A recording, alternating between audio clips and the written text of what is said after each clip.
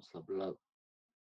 También sobre la 2 y la 3 nos habíamos quedado en cuanto a estas funciones de producción. Incluso habíamos avanzado más, ¿no?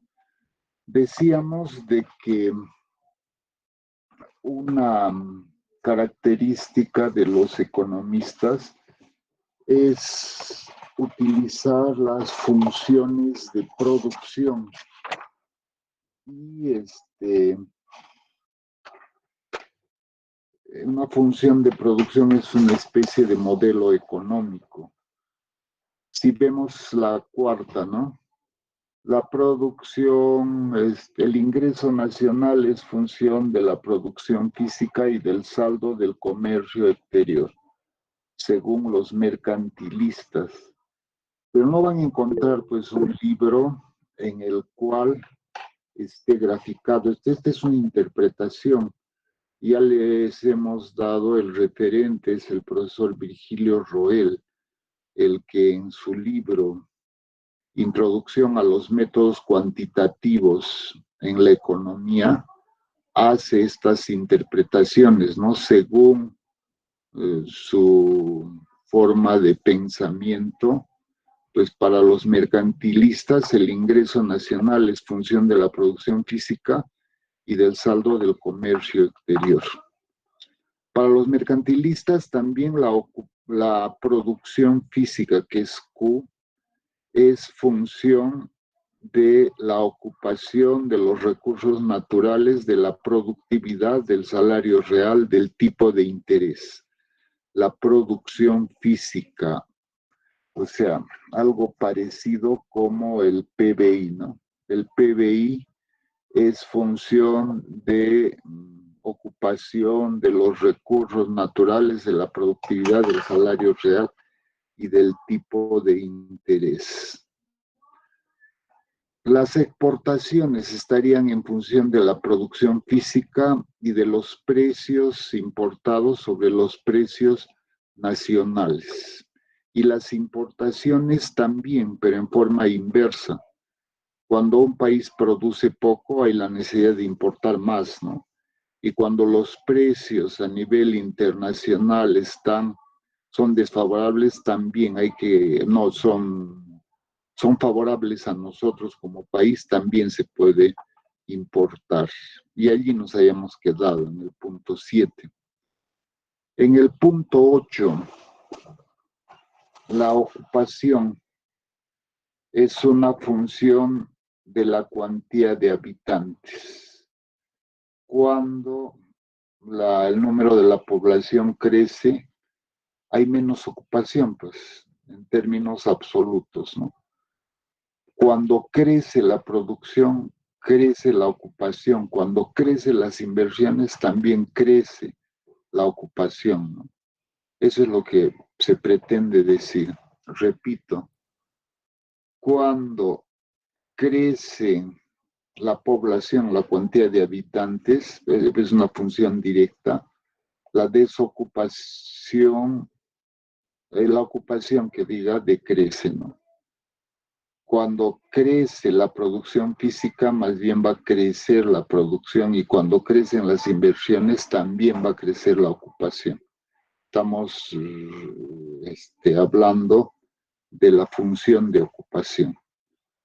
En cuanto al salario nominal, y allí podemos hacer una crítica, está mal propuesta esto. Lo mejor es hablar del salario real. Salario real es salario nominal sobre costo de vida, ¿no? Pero acá pues hacen jugar el salario real como función del salario nominal. Y el salario nominal también dependería del nivel de precios y la demanda de mano de obra. El reparo, la crítica que podemos hacer a esto es que pareciera que es más conveniente trabajar con salarios reales que con salarios nominales, ¿no? Allí se equivocaron. Profesor, disculpe, no está presentando su pantalla. Ya.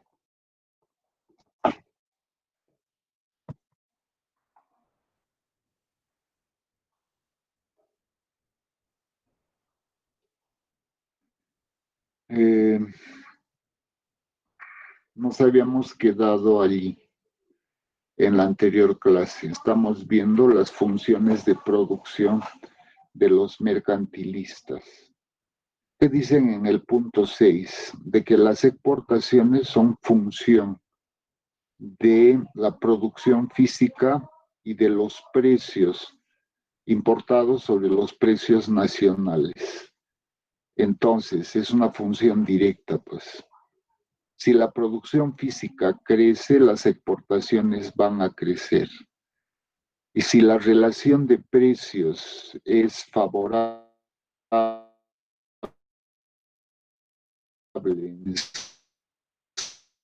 crecen, ¿no? En cuanto a las importaciones, es lo inverso. Cuando la producción física baja, hemos producido poco, más bien habría que importar, traer del exterior. Y cuando la relación de precios es desfavorable a nivel nacional para nosotros, pues hay que traer porque es barato a nivel internacional. Y más bien es una función inversa a las barreras aduaneras. Claro, porque si pones más barreras, más barreras, menos importaciones, ¿no? Eso es lo que planteaban, pues, los mercantilistas, ¿no? La ocupación, en Profesor, cuanto a la... ¿por qué sigue sin compartir pantalla?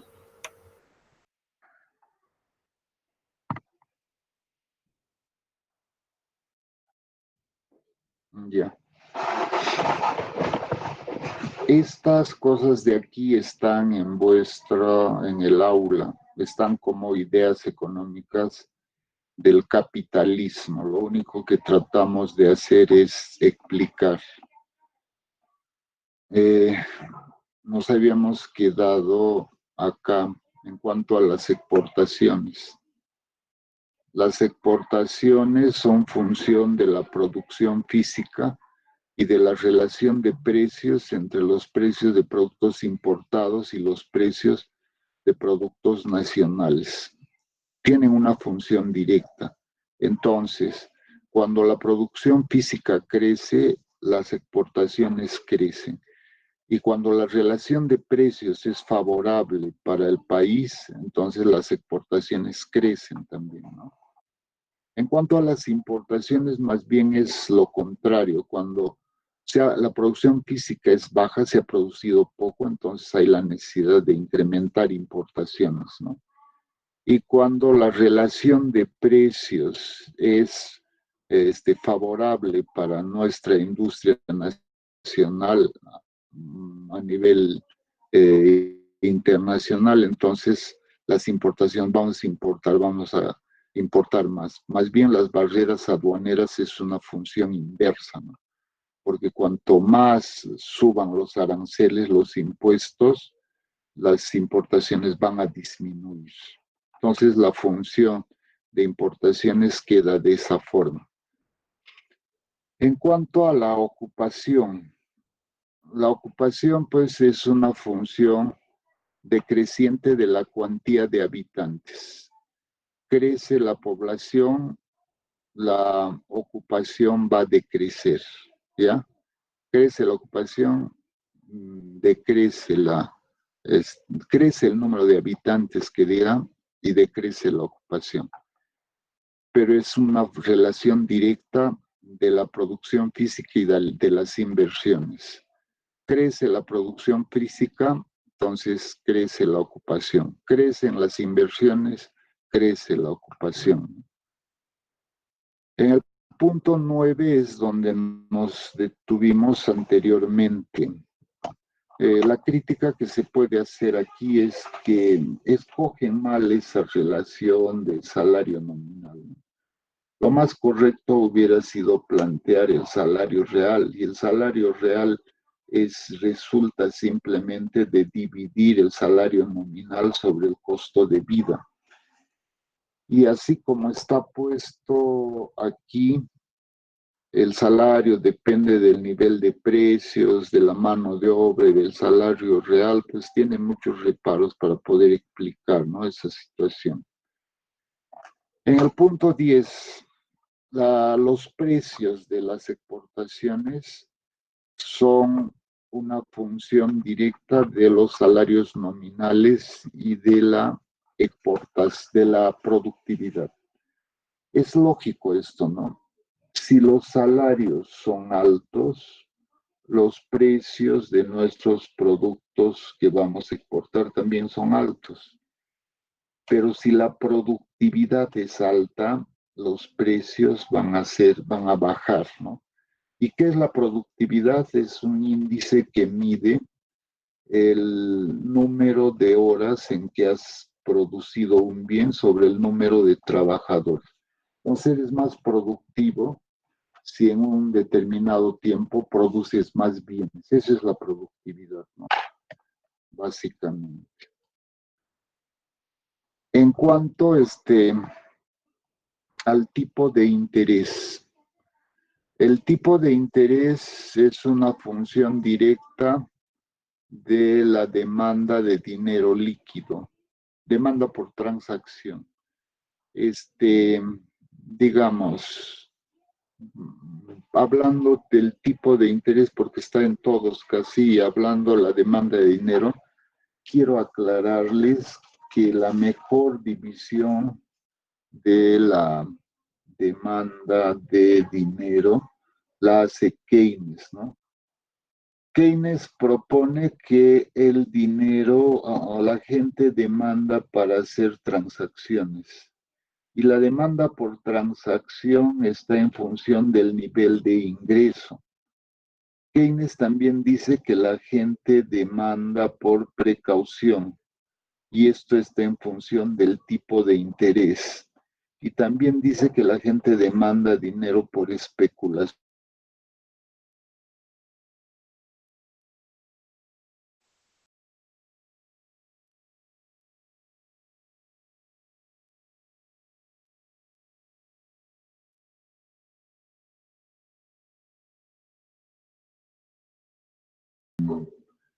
El libre juego.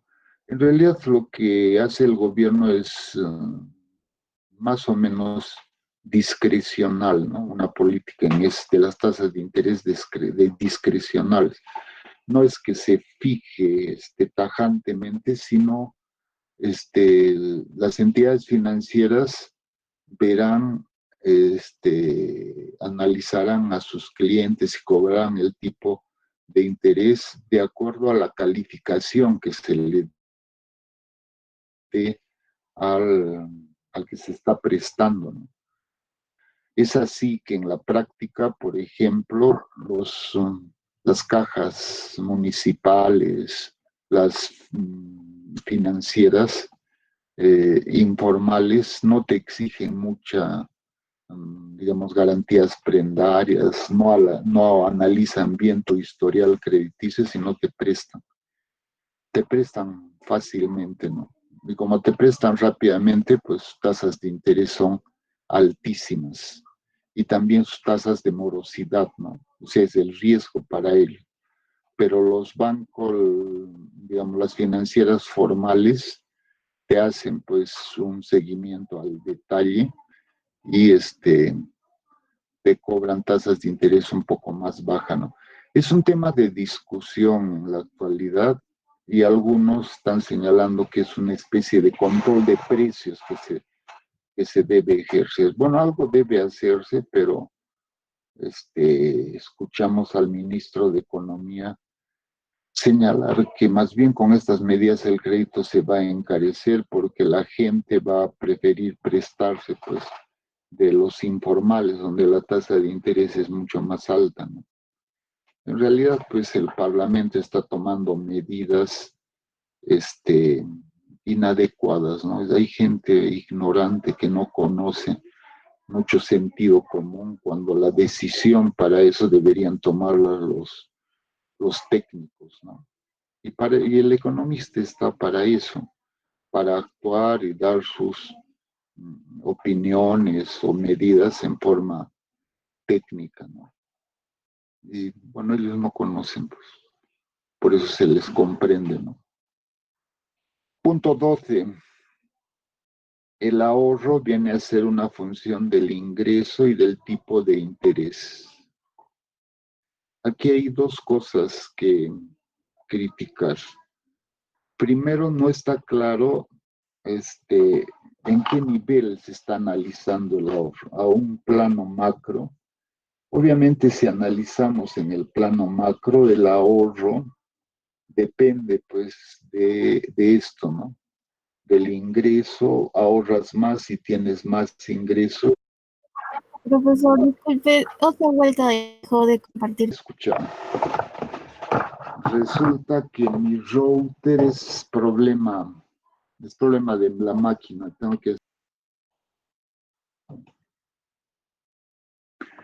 Se ve, ¿no?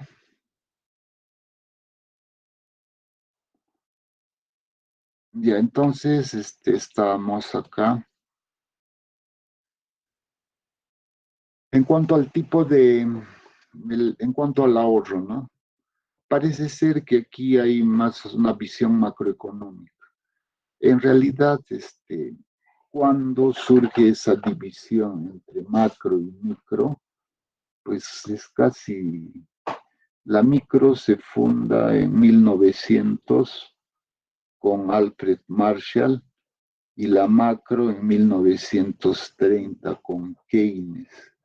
Esa división es casi reciente y por lo tanto se cometen ese tipo de errores, ¿no?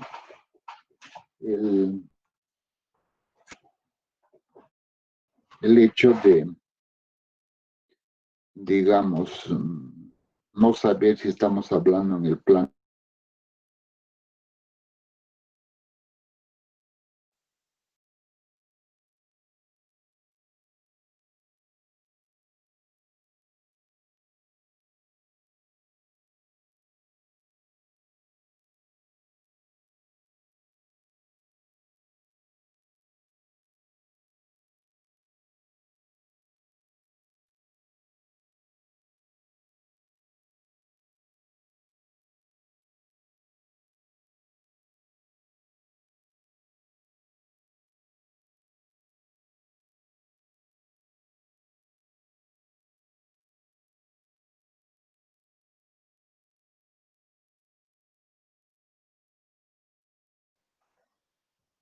Día.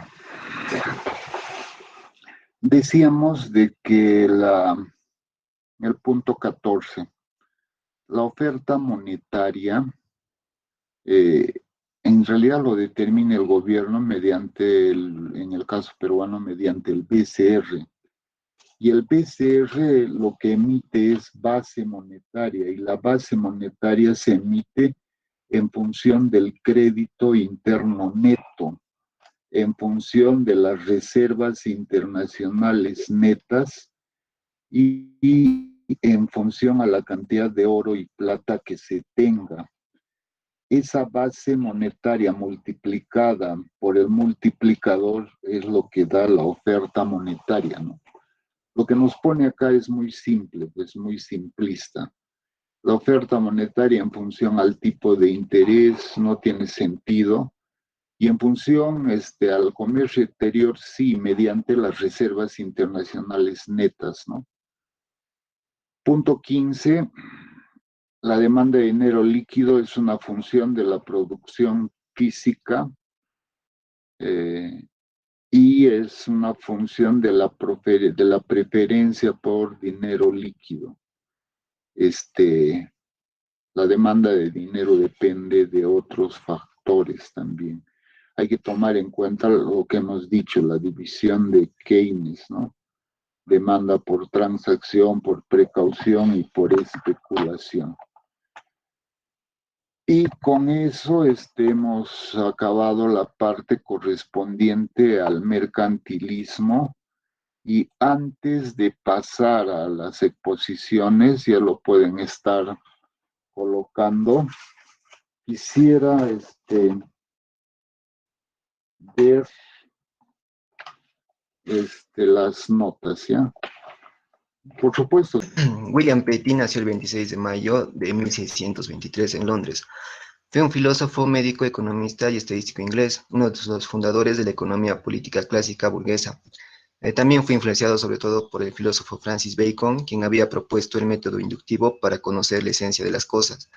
Petty es conocido por sus escritos de historia económica y estadística previos al trabajo de Adam Smith. Sus trabajos más famosos son Aritmética política, Relaciones entre la población y la economía, el término pleno empleo, la ley de Petty, impuestos y teoría del valor.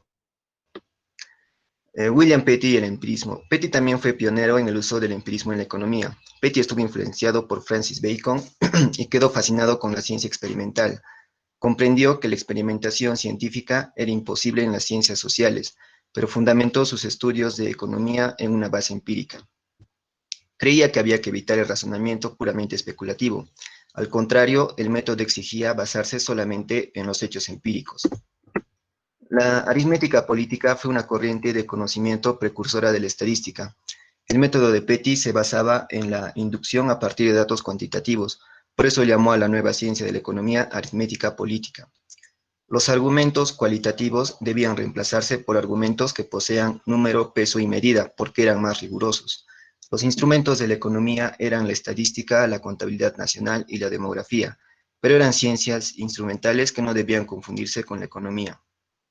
Esta posición metodológica no triunfó en la teoría económica, pero sí es el antecedente de la investigación estadística en economía y econometría. Impuestos. Petty también fue el primero que desarrolló una teoría para explicar qué tipo de impuestos y tasas eran los adecuados para generar riqueza social. Según su teoría, cada persona debía contribuir de acuerdo a sus bienes y ganancias. Sin embargo, era consciente de que la mayoría no estaría conforme con lo que pagaba e intentaría librarse de sus obligaciones. Por eso el importe a pagar no debía ser tan alto que perjudicara al comercio nacional. También consideraba que los impuestos serían beneficiosos para todos siempre y cuando lo obtenido se invirtiera en productos nacionales.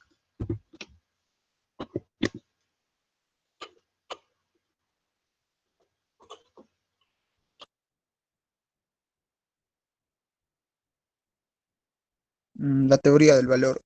El valor de los bienes se debe fijar en razón del trabajo e incorporado a su elaboración.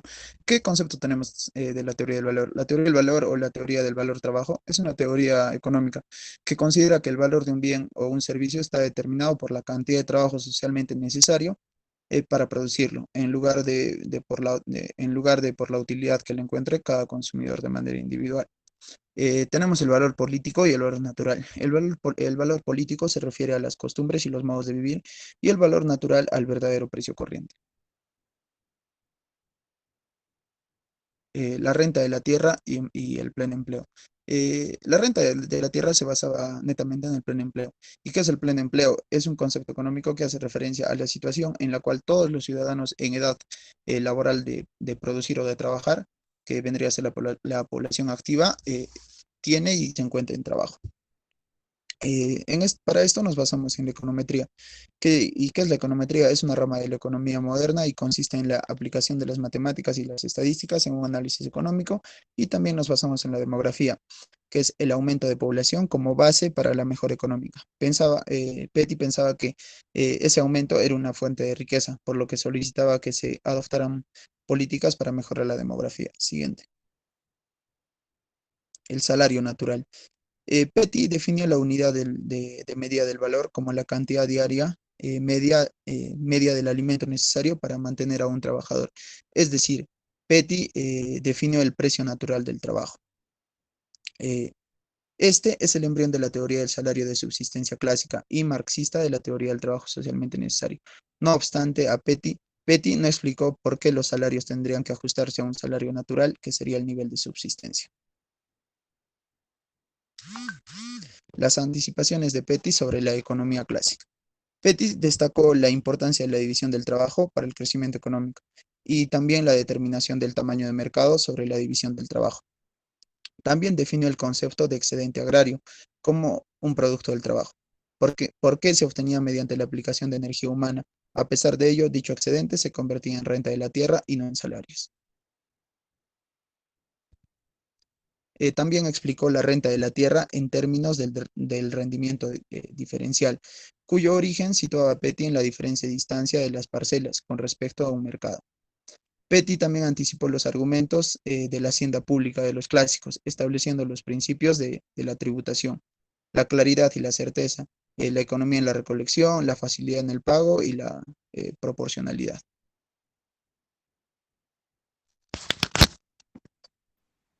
Jean Colbert. Jean Colbert nació el 29 de agosto de 1619 en Reims, Francia, y murió el 6 de septiembre de 1683 en París. Siguiente. Colbert, a inicios de su vida, nació en una familia de comerciantes, pasó muchos años trabajando en instituciones públicas, pero para 1651 Colbert se convierte en un agente del cardenal Mazarin en París. Este le ayuda en brindar información porque Mazarin se encuentra entre las profundidades o en provincias de Francia, de París. Una vez que Mazarin regresa al poder, nombra a Colbert un asistente personal y lo ayuda a conseguir citas rentables para él y convierte a Colbert en rico. Para 1661, Mazarin recomienda a Luis XIV, el rey, y poco tiempo después, Colbert se gana su confianza de Luis XIV. Siguiente. Una de las luchas más grandes que tuvo Colbert fue hacia Nicolas Fouquet. Este es el ministro de Finanzas francés. Colbert critica sus métodos caóticos de administración financiera, donde Colbert además revela las irregularidades en sus cuentas, denuncia las operaciones financieras con las que Fouquet había enriquecido. Una vez revelado estas irregularidades, se crea un consejo de finanzas, donde Colbert se convierte en el miembro dominante con el título de intendente. Para 1665, Colbert se convierte con el título de Contralor General. Siguiente. Una vez en el poder, Colbert llega a tener reformas en el sistema de impuestos. Inició una revisión de títulos mobiliarios, se ocupó de reprimir muchos abusos de recaudación, redujo la cantidad total, pero insistió en el pago total durante un periodo de tiempo razonable. Le gustaba ser muy justo, por así decirlo, a Colbert. Se aumentaba, entre otros impuestos, a algunos productos. Para tener un enfoque más claro sobre este impuesto que se cobraba en Francia, es el taille, el rey, y este era el impuesto o los ingresos más grandes que tenía. Se recaudaba a algunos distritos a las personas, a otros distritos sobre la tierra y las empresas. Muchas personas, incluido el clero y los nobles, estaban completamente excepto de esos impuestos. Por lo tanto, esta revisión de títulos nobiliarios fue bastante justa para Colbert. Estas reformas que las hizo, además de supervisiones de los funcionarios, aportó a grandes sumas de dinero al tesoro público en Francia. Siguiente. Colbert además se interesó por una reorganización de la industria y el comercio. Creía que para aumentar el poder francés sería esencial aumentar la participación de Francia en el comercio internacional, además de reducir la hegemonía comercial de los holandeses. Colbert insistía en que la producción de bienes de alta calidad que pudieran competir con los productos extranjeros podría reducir la hegemonía comercial con los holandeses. Además, indicaba la creación de una flota mercante para el transporte. Como también hubo reformas o iniciativas como el animar a trabajadores extranjeros a traer sus habilidades comerciales. Impuso severos castigos por falsificación y deficiencias. Fomentó la formación de empresas para construir barcos, dio privilegios a varias industrias privadas, trató de obtener monopolios para el comercio francés en el exterior. Otra de las luchas o de iniciativas que tuvo Colbert fue elevar los aranceles, ya que, como decimos, su objetivo era reducir la hegemonía comercial de los holandeses. Eleva los aranceles, pero esto hace que el país llega a tener menos importaciones. Gracias. Se les agradece al grupo. El siguiente. A mi grupo respectivo les ha tocado hablar sobre el mercantilismo, el tema mercantilismo y sobre dos importantes autores. El mercantilismo. El mercantilismo en su época fue un sistema político y económico basado en la idea de que los países son más ricos y prósperos mientras más metales preciosos se puedan acumular. Y aquí vienen los tres puntos importantes de este sistema. El primero es la acumulación de riqueza, como se hablaba en ese momento, de oro, plata y hasta un cierto de diamantes. El Estado tenía un rol importante, porque el Estado se repartía las distintas políticas, las direcciones, tanto políticas y económicas, para que un país sea próspero en el corto, mediano y largo plazo. El comercio a nivel global o mundial, desde ese momento, desde esos siglos en el que aparece este sistema político y económico, para adelante se hace inevitable. Los países entre sí, empezando desde Europa, se hace muy notorio el comercio exterior con otros países, tanto de nivel Europa, tanto con América y otros países y otros continentes. El primer autor que vamos a tocar en el mercantilismo es Thomas Moon. Thomas Moon fue un economista inglés nacido en Londres y reconocido como uno de los más destacados miembros de la escuela mercantilista. Su escuela, como ya lo mencioné, era mercantilista. El campo que él menciona, donde él fue mencionado bastante, fue en el comercio internacional. Fue hijo de, su padre fue John Moon, hijo de John Moon, un gran mercader. Ya venía y su abuelo fue director de la Real Casa de la Moneda de Inglaterra. Ya por temas familiares, de linaje, Thomas Moon tenía muy sobre la habilidad comercial y sobre las perspectivas económicas y políticas, dada su experiencia, ya venía como un economista bien preparado.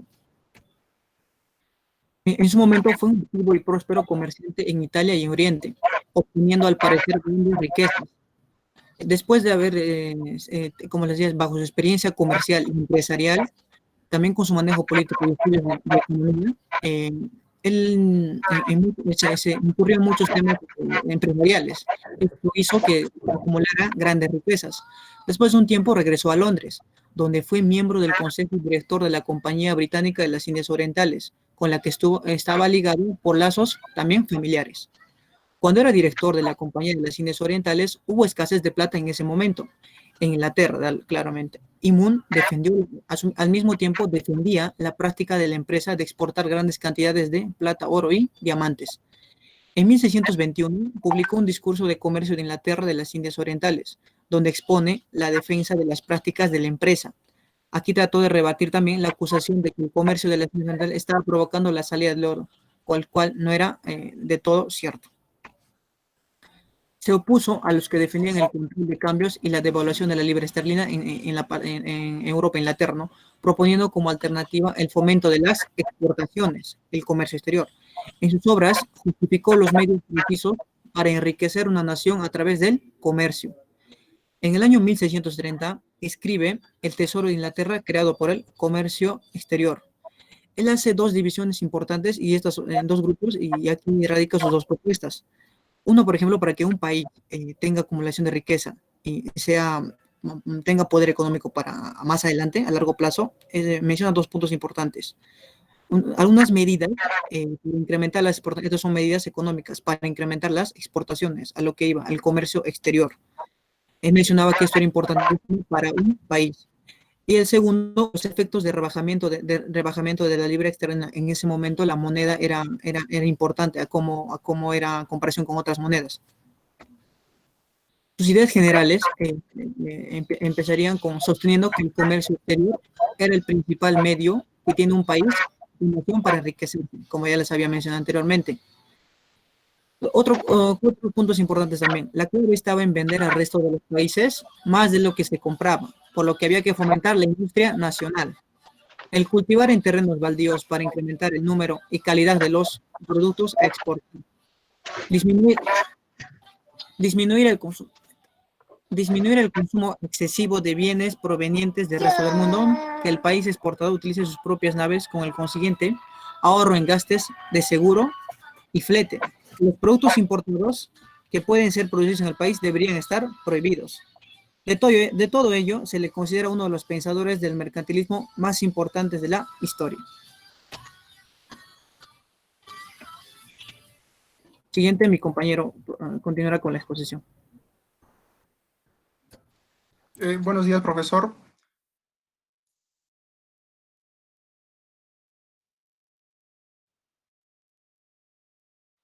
Continuando con Juan Bodino o Jean Bodino, fue jurista y filósofo francés, conocido por su teoría de la soberanía.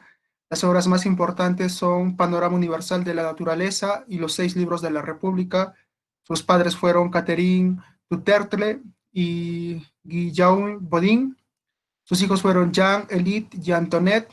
La frase más recordada de Juan Bodino o Jean Bodino es: la abundancia de oro y plata es la riqueza del país. Jean Bodino cursó estudios en el monasterio carmelita de Angers, donde se convirtió en fraile novicio. En 1549, liberado de los votos monacales, se trasladó a París, donde estudió en la universidad y en el College de Francia.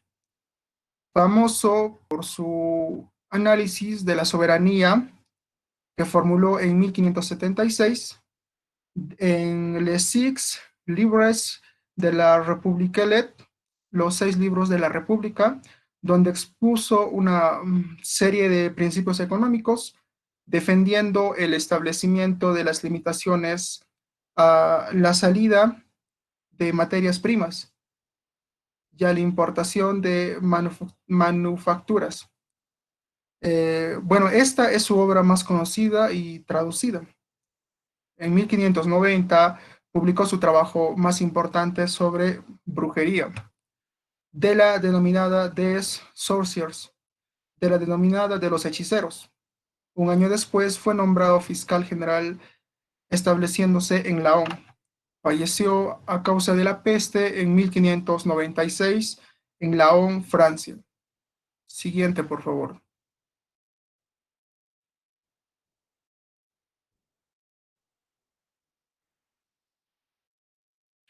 Bien, buscando superar el clima permanente de violencia que debilitaba a Francia en su relación con otras potencias, Bodino abrazó un tercer partido, llamado de los políticos, que proponía la tolerancia religiosa y el reforzamiento de la autoridad del Estado, como árbitro que garantizaba la paz entre las comunidades enfrentadas.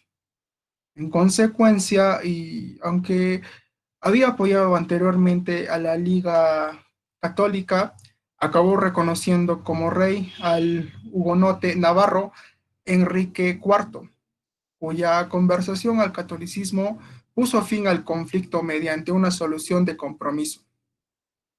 Entre tanto, Bodino había plasmado las ideas que sustentaban su postura en un libro fundamental para la historia del pensamiento político occidental, Los 6 libros de la República, publicado en 1576. Publicado solo 4 años después de la gran matanza de los hugonotes de la noche de San Bartolomé, en ellos acuñó el concepto de soberanía como el poder único, perpetuo, absoluto e indivisible que impone el orden en un estado, impidiendo la guerra entre sus súbditos. Bajo ningún concepto consideraba legítima la insurrección contra el soberano, pues estimaba que siempre era preferible la tiranía a la anarquía. En un terreno más concreto, sus propuestas conducían a un reforzamiento del poder monárquico, razón por la que se le puede considerar un precursor teórico del absolutismo de Luis XIV. No obstante, el tipo de Estado de Bodino propugnaba, incluía varios límites frente a la arbitrariedad del soberano, como la obligación de respetar las leyes divinas y naturales, o la prohibición de imponer nuevos tributos sin consentimiento de los representantes de los contribuyentes. Aunque estas precisiones hagan el sentido general de su obra en un tanto ambiguo, no cabe duda que el pensamiento de Bodino fue un paso fundamental en la definición del moderno Estado Nacional. Juan Bodino también fue un mercantilista, partidario de un sistema de protección estatal para la industria nacional. Pasa por ser el creador de la teoría cuantitativa de la moneda, que sitúa el origen de la inflación de los precios en un aumento de la cantidad de dinero en circulación. No obstante, dicha doctrina había sido enunciada algunos años antes por los escolásticos tardíos españoles, que relacionaban la revolución de los precios con la llegada de metales preciosos de las colonias de América. Siguiente, por favor.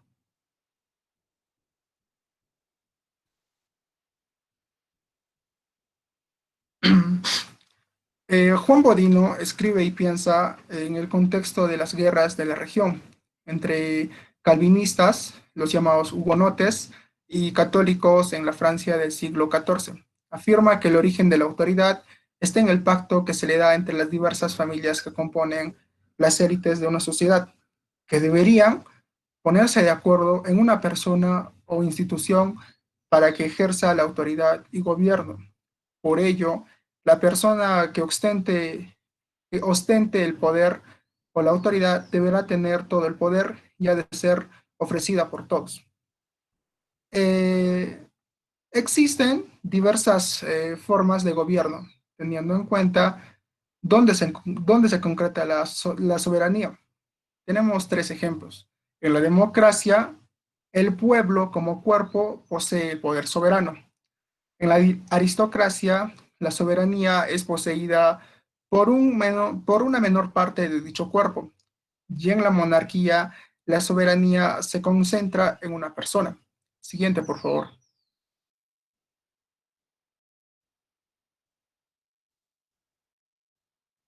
Siguiente.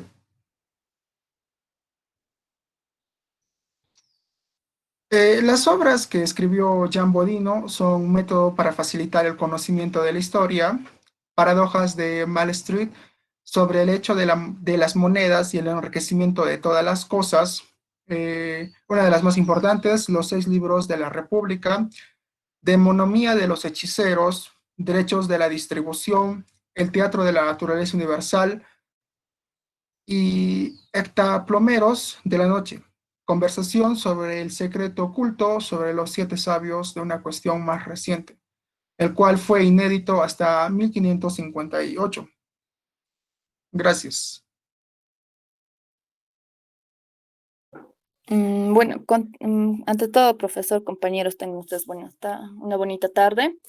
Ahora continuemos con el ejemplo acerca del mercantilismo que se dio en la época 16, ¿no?